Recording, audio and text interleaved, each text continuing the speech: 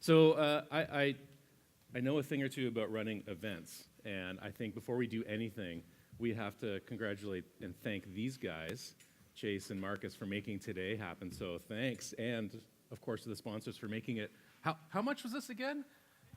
Free? Free? That's ridiculous. So thanks to all you guys. It's amazing.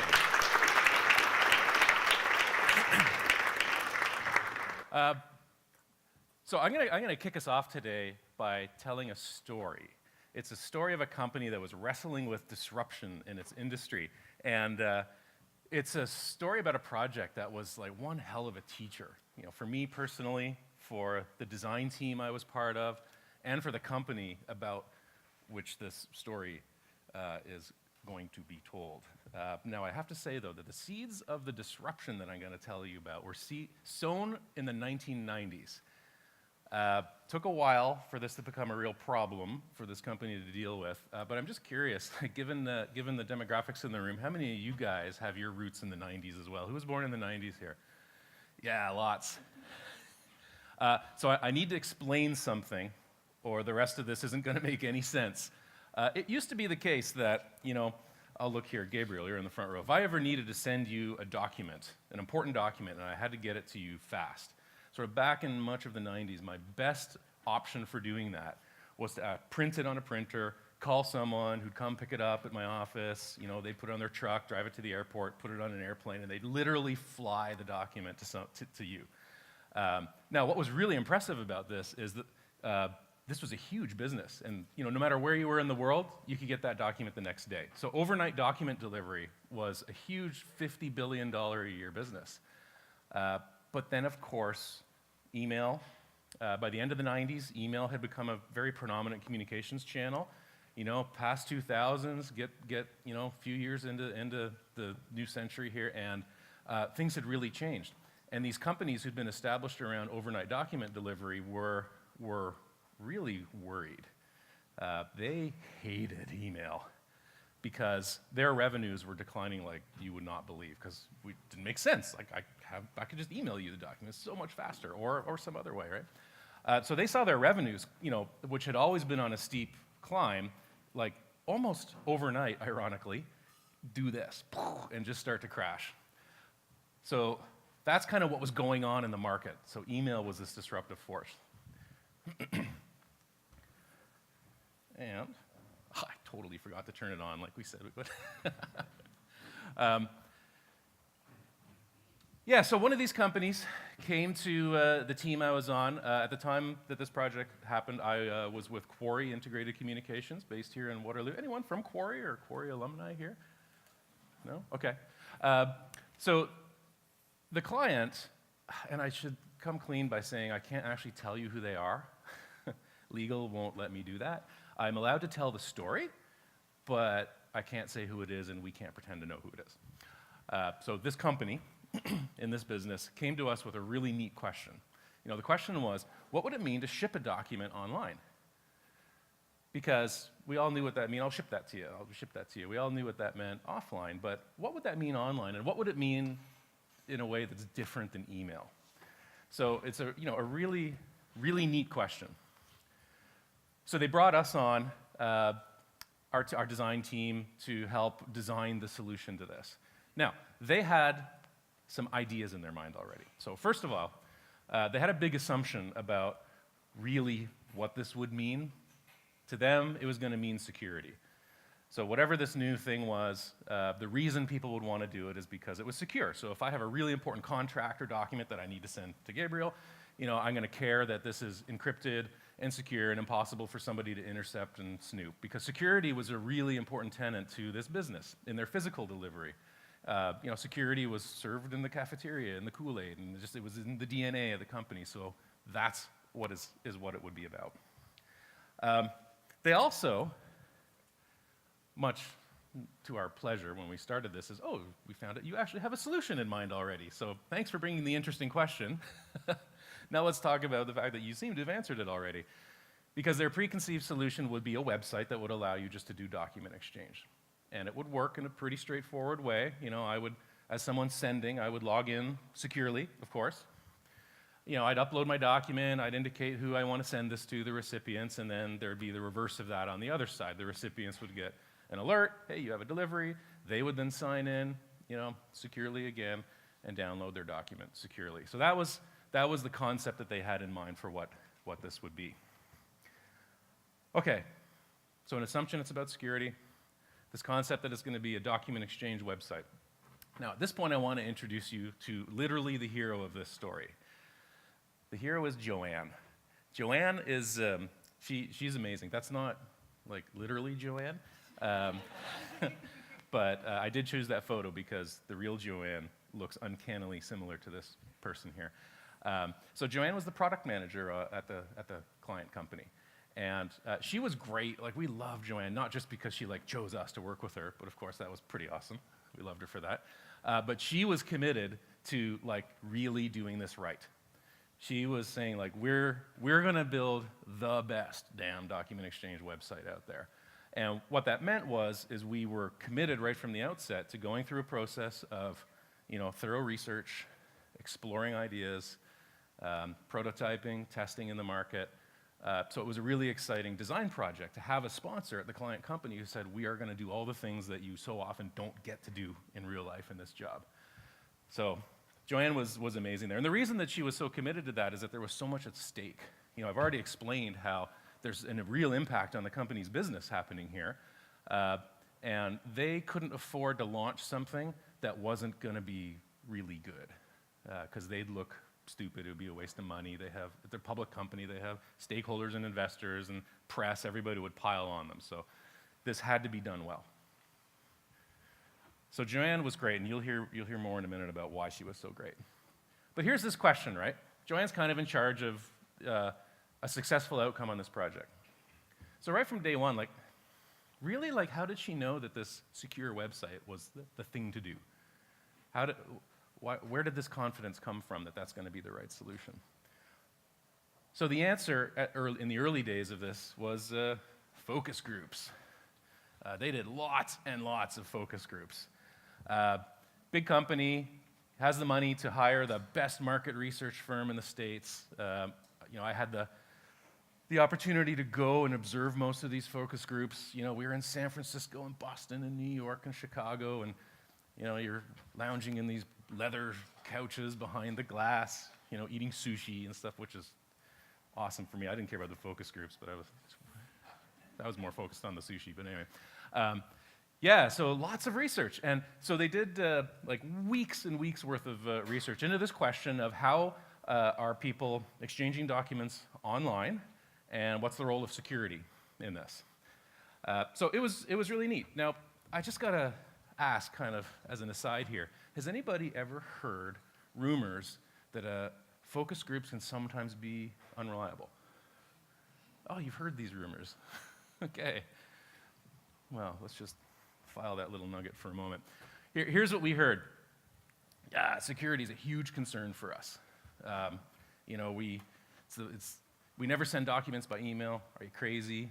Because it's not secure. We have other methods of doing that. And honestly, this is like the biggest problem we're facing today. So we heard this pretty consistently across the company and across a whole bunch of industries. So, we came out of this feeling great. I was pumped too. I thought, this is amazing. We have nailed it here. Because what they were telling us is hell yeah, give me that website. So we thought, off we go. We're gonna kill it.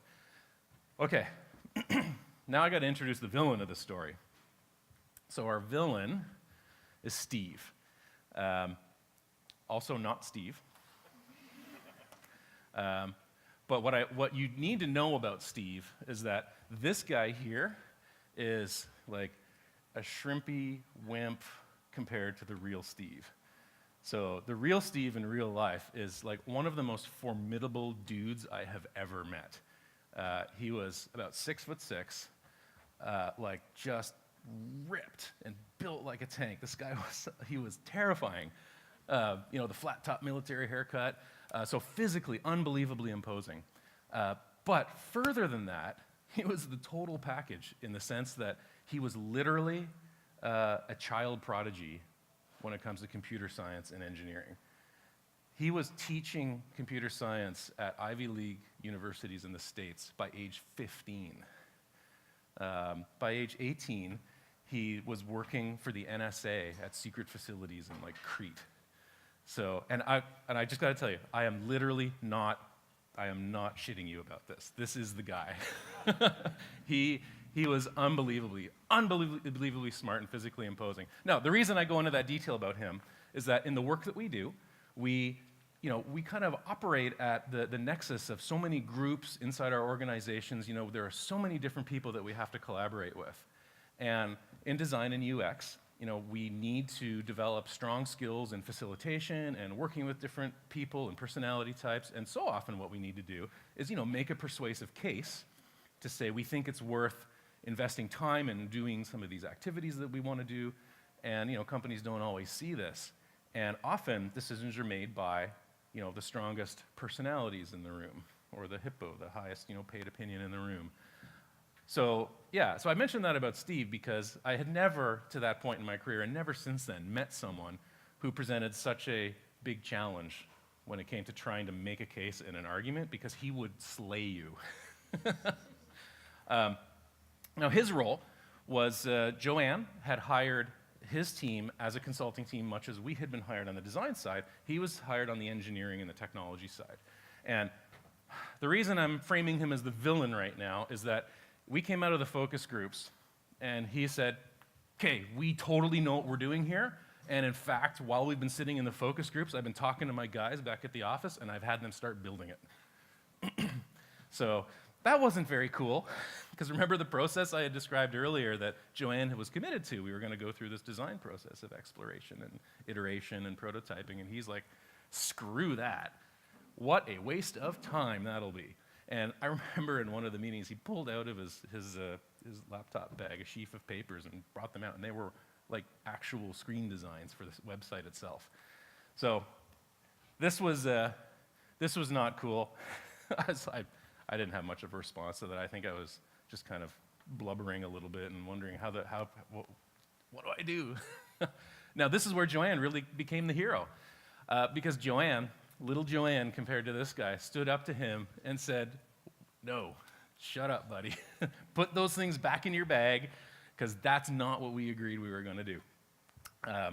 And she went to battle with him, and he was like, eventually, fine, well, you're in charge, you're the client. But he made his feelings abundantly clear. He's like, fine, we'll do this, but this is stupid and a total waste of time. All right, so there Joanne was my hero, still is. So what we did at this point then is the focus groups had told us a lot about how people felt and what they thought of the value proposition, but we really didn't learn a lot about their actual behaviors when it came to document exchange. And so this was the focus of the research we wanted to do, is let's get out there and see how people are actually doing it so that we can design this website in a way that really supports those behaviors and is the awesome product that we're going to build. To do that, we went out in the field, did some ethnographic style field research. We met with 20 different people across the US and Canada, and went out and did a combination of interviews, observations, had them do demonstrations, just kind of fly on the wall. And these were some of the areas that we were really probing into to try and understand. Their goals, their tasks, the habits, the behaviors. Honestly, probably a lot of the classic stuff that you would have learned in classes about doing this kind of field research, because it pays off. It's good. We would spend anywhere from half an hour to a couple of hours with someone or at an office, and we learned a lot of stuff. So last night, I was talking with Julia. Julia, where are you? Julia, Mariel? Hey? Oh, you're upstairs? Hey, there you are. So I was talking with Julia last night, and she mentioned having a recent experience of going out and doing this kind of research and uncovering a surprise. And I got to say, anytime I've had the opportunity to do this, we have always uncovered a surprise. And that was no different here. So let me tell you what some of the surprises are that we learned. So first, the big one. Turns out that convenience in our everyday habits absolutely trumped security. And I'm just noticing right now that I may have to change that word because Trump probably has a completely different meaning today than just thinking so. Yeah. Convenience beats security, let's say, every time. We discovered that, the focus groups, they totally lied to us. I remember one woman in particular. We came out of the focus groups with this one person who really stood out. She was like the perfect customer for what we had in mind. She worked in a company that suffered all the problems we thought we'd be solving. She was really articulate, was able to describe things in detail, and we thought, this person's amazing. Like, let's actually go visit her specifically when we do our field research, because we want to learn more about how they actually operate. Normally, we wouldn't do that, because when you're working on such a small sample size, you want to kind of really spread around and talk to lots of different people. So she's the only one we did that with, but it's a good thing we did. I remember I was in her interview, and we're in her office sitting at her desk, and probably about 20, 30 minutes into our chat, there's enough time to establish some rapport, get comfortable with each other, and her guard starts to come down. And at one point, she basically admits that, okay, I know what I was saying in the focus groups about how we never send documents as email attachments because security is so important, blah, blah, blah. She goes, I mean, honestly, we kind of do it all the time. And at that point, she goes to her sent items folder in Outlook, I think she was using, and just starts scrolling down, and the little icon that shows you attachments? Oh, it was just like, you could see she sent email attachments all the time. So, yeah, we uncovered this ridiculous thing, and we're like, okay, what's going on with that? So, you keep your facilitators, cost you money, you're like probing a little bit and digging deeper, and yeah, it turns out everybody in the company was doing that. Because the systems that they had to use for doing it securely were so crappy and onerous and slow that they just didn't bother. They just did email attachments all the time.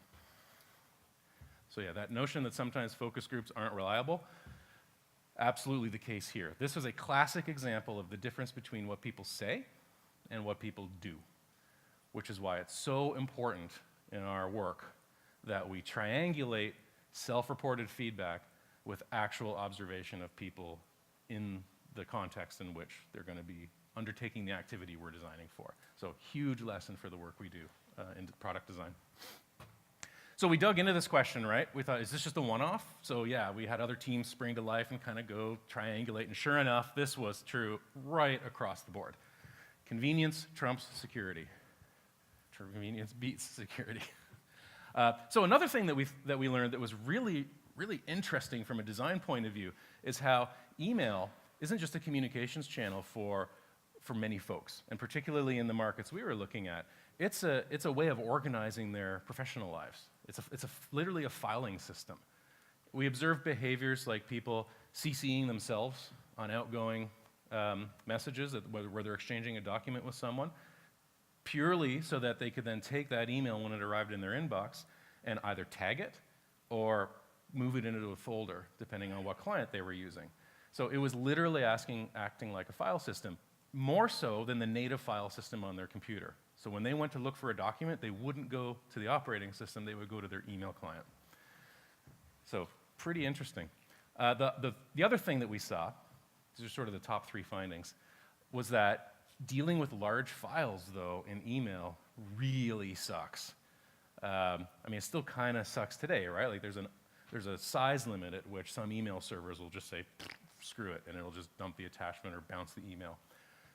So that was a real problem because in many of these document exchange scenarios, you're dealing with big files. The early market we were going after, in fact, were people doing computer-aided design, and they would often have files that would be over 100 megabytes. And some of the people who are kind of on the edge case here, they would actually take the time to take this big PDF and chop it into a series of smaller PDFs, and they would still email it and copy themselves using these little pieces. So some surprises, like we said, right? None of this came out of the focus group. None of this did we know going into it. So yeah, get out of the office, get into the field, watch people working. We finished the research, did our synthesis, figured out these were the findings, and then of course we ask ourselves, what does this mean? What do we do? And there was definitely a light bulb moment across the team here, where we saw there is an opportunity to do something amazing here, and not build a document exchange website. Get out of the browser and get into the email client itself, because that's where people are working. So if you reflect back on all the findings I just said, that is the opportunity. So that's the direction we went.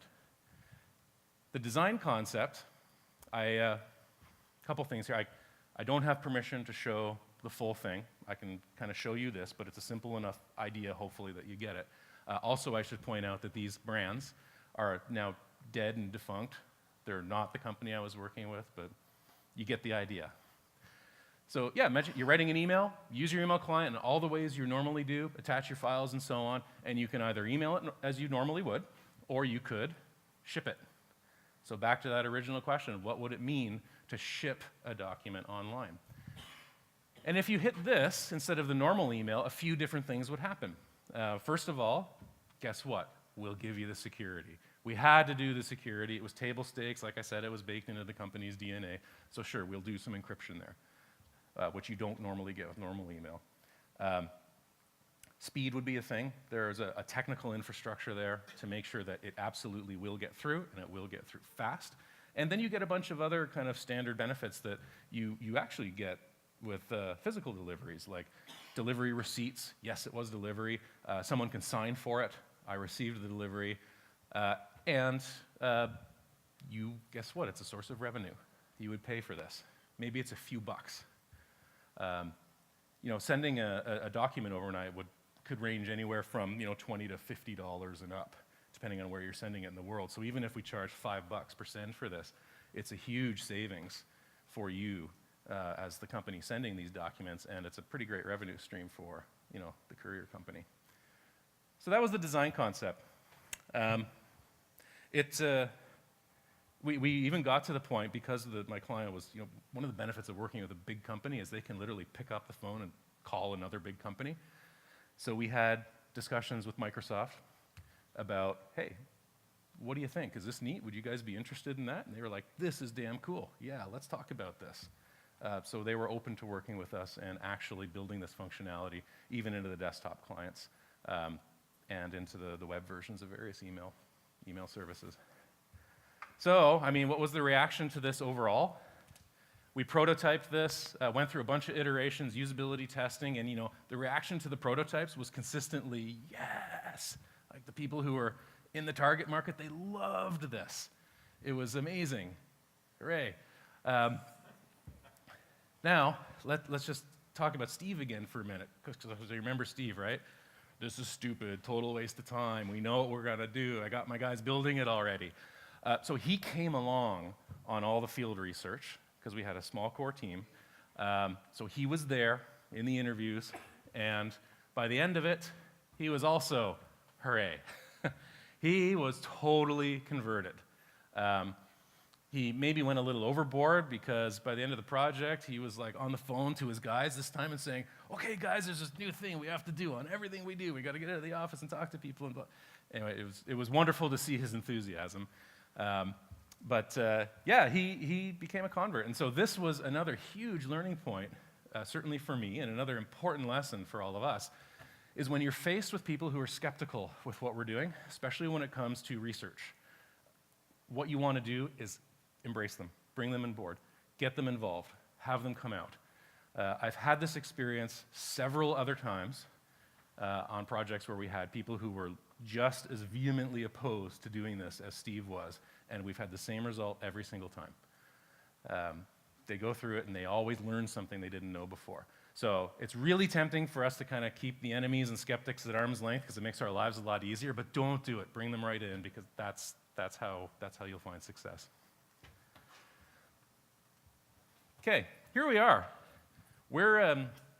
This is the second point in the project where we're feeling really good, right? The first time was coming out of the focus groups. We're like, yes, we're onto something. And then we're out in the field, we're like, no, they lied to us.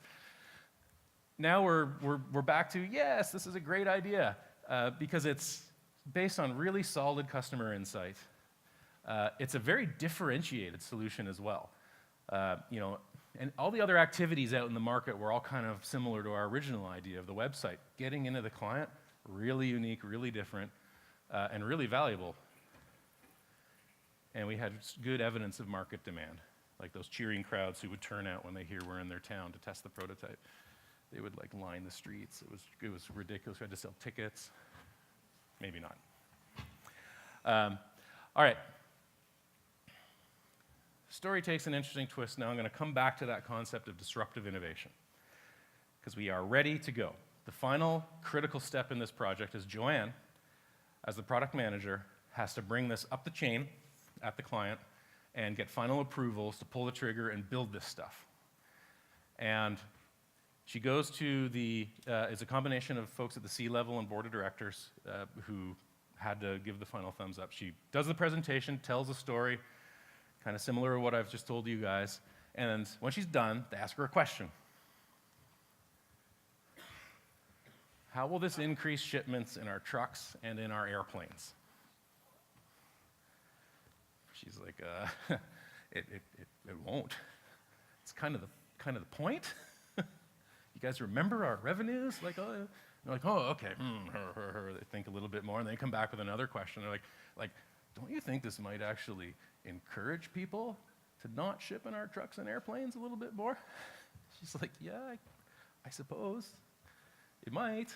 And then they go back, they think some more, and they're like, all right, okay, so Joanne, no. Project canceled.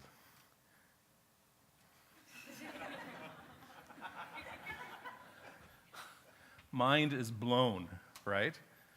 We're like, what the fuck? Like, you asked us to do this to begin with.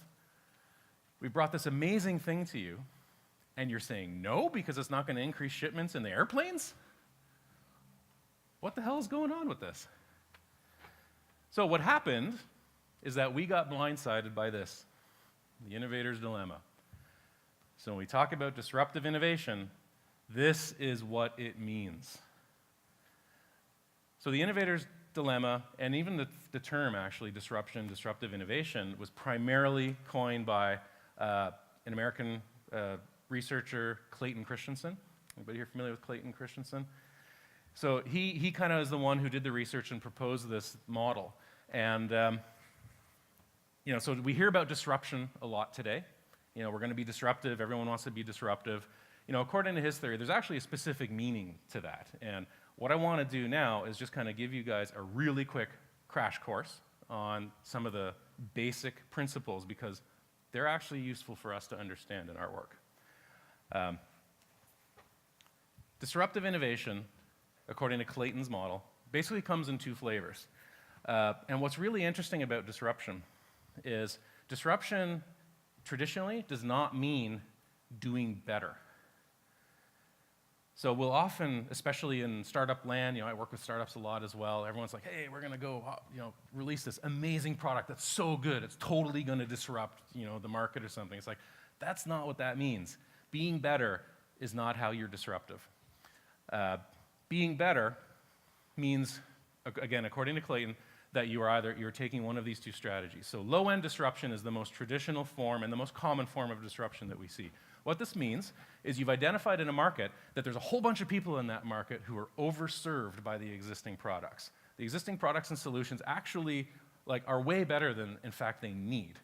And they are open to somebody coming in there with a product that is not as good. Literally, it is not as good as the products that are out there right now. But what's different about it is it's usually a lot cheaper, and it has some capability or feature to it that's really kind of different and unique and of interest to them, but generally completely uninteresting to the people in the mainstream market at that time. A great example of this is digital photography. When digital cameras first came out, they were terrible. The quality was absolutely terrible. They were slow, the shutter lag was 3 seconds long. So if you were at all a serious photographer, even if you just liked having really good quality family photos, you did not take these things seriously because they were so bad. An interesting feature they did have, though, was when they started to appear with a preview screen on the back, you could take a picture and say, oh, did I get it right? Which is not something you could previously do with film, right? Like it was always this gamble. You'd take the photos and, oh, I hope I got the picture I wanted. So that was interesting. So at the very, very low end of the market, because they were cheap too, people thought they were great. I don't care about the quality. I'm not a professional photographer. And like there were actual many, many discussions and people in the industry saying digital photography will never replace film. It'll just never be good enough. That is the hallmark of a low-end disruption. So if you find yourself in a context where people are saying something like that, chances are they're going to be wrong. So the strategy here is to start at the low end, and then you just move up. Because the pace of improvement of the product at one point will eventually meet kind of what the overall market wants in terms of performance. And at that point, if you are an incumbent and you haven't been paying attention, it's probably too late and you will die. Bye, Kodak. Like, it's insane to think of a company like Kodak, who like practically invented photography, killed by this. So that's low-end disruption. New market disruption is a bit different. It has the potential to be even more disruptive and bigger. And a new market disruption, really what you're doing is you're building a product or service, you're bringing something to market that is competing against nothing, in the sense that it's competing against non-consumption. You're bringing something to market that is allowing people to solve a problem that they kind of aren't really able to solve today. So it's about the creation of new markets. A good example is this here, solar panels. I like to bring this example up because Clayton Christensen was here, like, I forget, maybe 4 years ago at a tech leadership conference, and he had just returned from a trip to Korea where he had met with manufacturers of solar panels there, and they were asking him for advice on how to penetrate the North American consumer market with solar panels. And his answer to them is, don't, because you can't. Like, the cost of solar panels at the time was so high that the energy cost was more expensive than our system right now. So it's like the opposite of low-end disruption. Instead, what he was saying is, use this technology to bring electricity to people who don't even have it right now, because their requirements are so low, they will be delighted to have anything. And the specific example he gave is that he had done a trip recently with his daughter to Mongolia. And they went to all kinds of local markets around the country, and one thing he saw was there was this one product that was like selling like hotcakes. It was a simple transistor radio with a tiny little solar panel on it. And it cost nothing.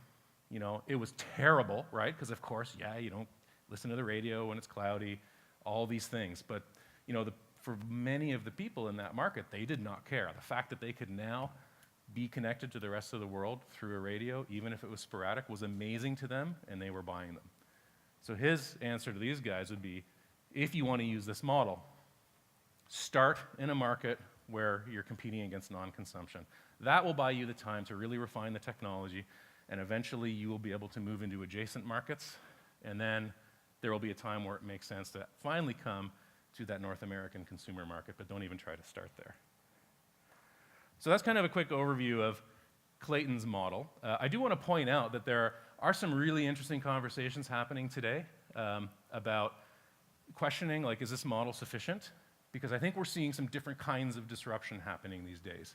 We could have a conversation, you know, I'm happy to do this during breaks with you guys, about companies like Uber or Tesla, and, you know, apply that to this model. Like, are they examples of disruption? Like, neither of those are examples of low-end disruption. Tesla especially going in at the high end of the car market, but are they a car company? I think that's the question. Are they a car company? Uber is, you know, what business is Uber in? What really are they doing? And that's the kind of conversation, and there's some theories coming up that there might be other types of disruption that we need to understand now. And it seems to have something to do with disruption coming from completely different industries.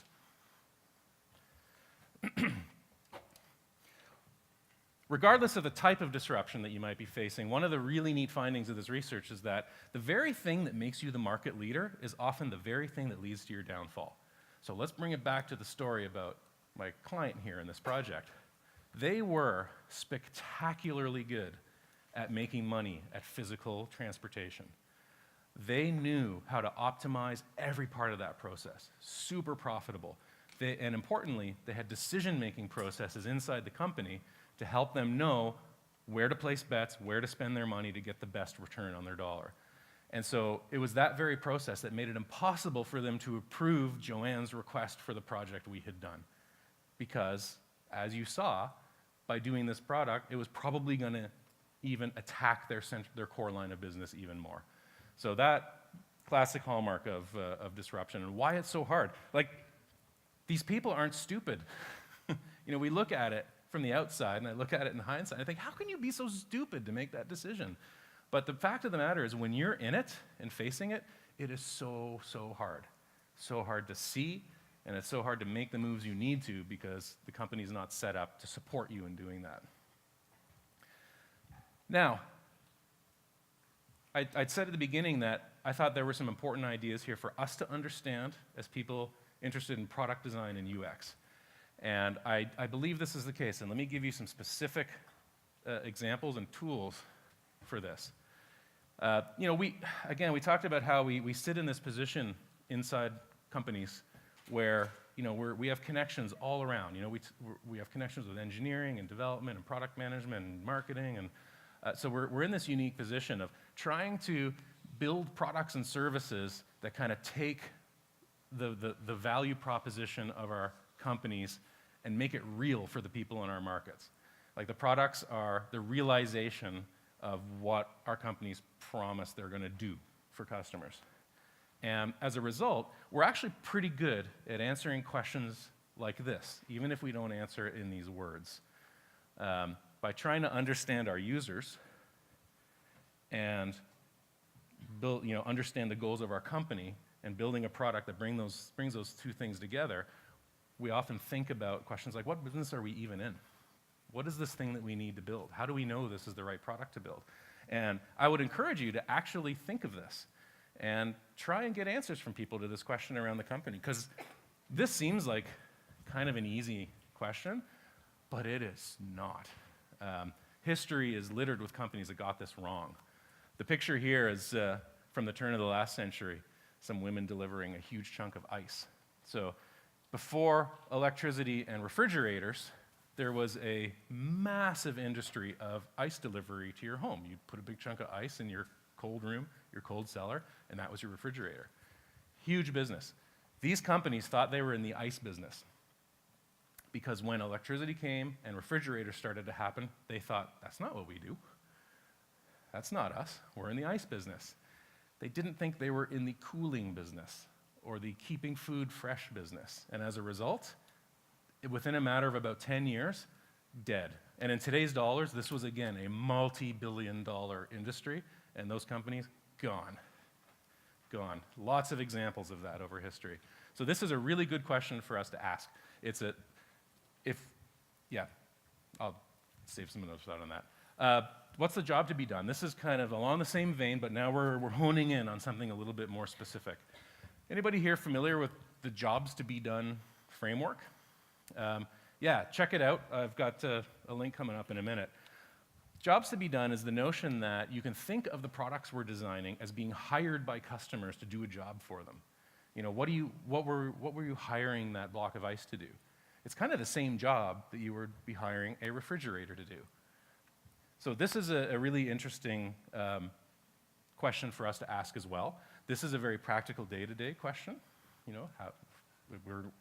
For us to design a successful product, we need to design it to do the job that people want it to do for them. But I think the value of this comes in just framing the question a little bit differently. Rather than talking about features, let's talk about what's the value here? What's the job people are hiring to do? So in the case of the story I told today, what's the job that an overnight document delivery company is being hired to do? Am I hiring this company to move my document on an airplane across the world, or am I hiring them to get a signature on this? Or am I hiring it just to get it into your hands? And again, this can be a difficult question for companies to answer. Some good resources out there. I would encourage you to probably start with the good article from just September of last year by Clayton Christensen, because he is connecting the dots between disruption, how to deal with it and this framework. So I think this is a very good tool for us to become familiar with. You'll see lots of conversations in the community about, say, how does a classic tool like personas relate to jobs to be done? And there's much debate there, and we won't get into that right now. But the final idea here I want to leave you with is that the work that we do in product design and UX means that we're in a position to ask these kinds of questions. And if we are finding that we're struggling to get good answers from our clients or good answers from our teams and our companies about what business are we in and what's the job to be done, often that's a signal that there's something bigger going on here. And we may be the ones to kind of raise the flag and say, whoa, guys, is there something happening? This could be a signal that we are about to be disrupted. It's why the canary in the coal mine metaphor here, if you're not familiar with it, used to be back in the coal mining days, they would literally have canaries in cages because there would be gas leaks that were invisible and you couldn't smell them. And if you ever saw a canary passed out on the bottom of the cage, you got your ass out of the mine. So in that sense, we can be the canary, because if we are really struggling to do our jobs and answer these questions, then that means we're pretty much passed out on the bottom of the cage, and we should say, guys, what's going on? Help us out. Let's stop and ask some of these hard questions. So that was it. I would say hopefully you've learned some ideas about the theory. Go out and be disruptive. Just not today. Wait till you get home, I think, to be polite to everyone else who's speaking today. Thank you.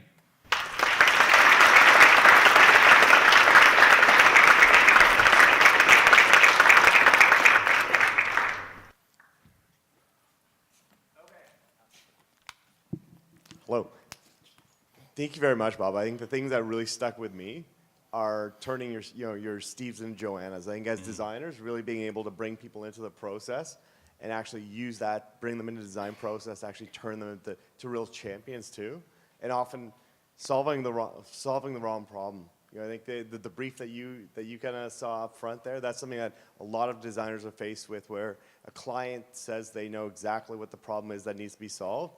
And really when you start delving into those jobs to be done, you really start to see that, hey, you're solving the wrong problem.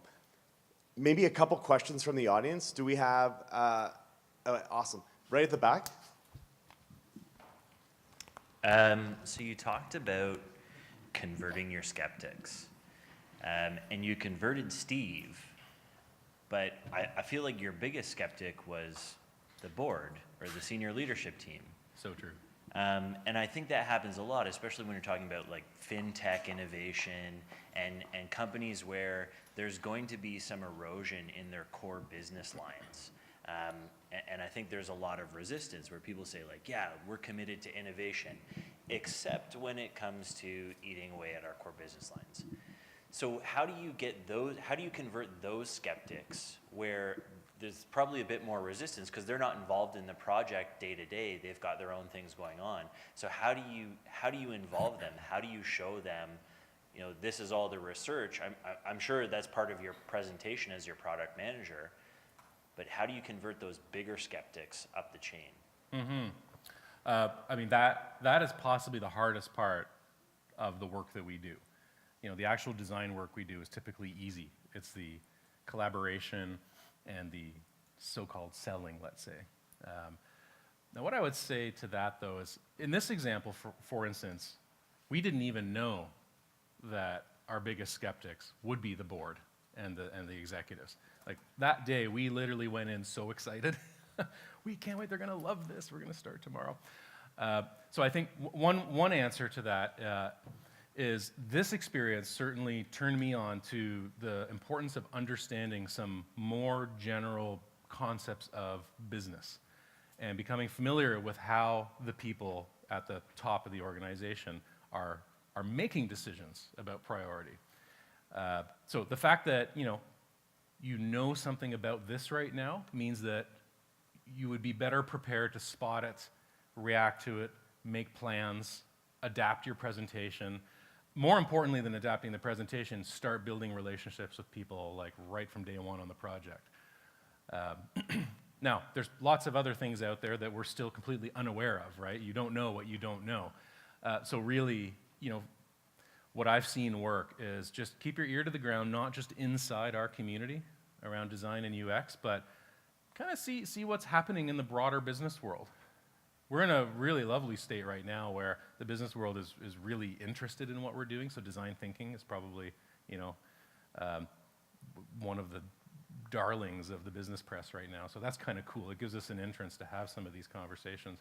But yeah, I mean, honestly, there's no short answer to that other than find allies, and it's not something we can do alone. Product management is really where, in most companies, the responsibility for these sorts of issues lies, and we can be like best buddies with product management.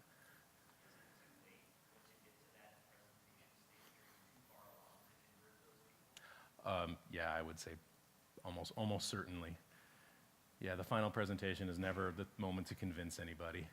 Yeah, I mean, this conversation should have happened before we even went out in the field, before the focus groups were designed. So yeah, there's a lot of detail in kind of the genesis of this particular project I can tell you guys about, but yeah, earlier the better.